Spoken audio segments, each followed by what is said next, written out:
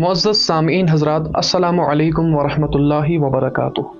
روزے کے بارے میں ایک اہم مسئلہ، کیا روزے کی حالت میں اگر احتلام ہو جائے تو روزہ ٹوٹ جائے گا؟ اس کا جواب، روزے کی حالت میں اگر احتلام ہو جائے تو روزہ نہیں ٹوٹے گا۔ دو باتیں یاد رکھیے کہ ایک ہوتا ہے غسل واجب کرنا اور دوسرا ہوتا ہے غسل واجب ہونا۔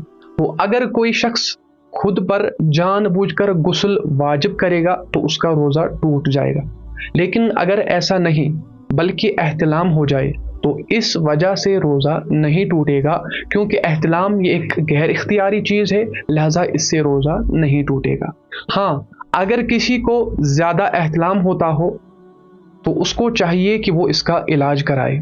اور اگر دیکھیں کہ ہمارے صوفیہ بزرگ فرماتے ہیں کہ جس کو زیادہ احتلام ہوتا ہو اسے چاہیے کہ وہ اپنے سینے پر انگلی سے حضرت سیدنا عمر فاروق رضی اللہ تعالیٰ عنہ کا نام لکھے۔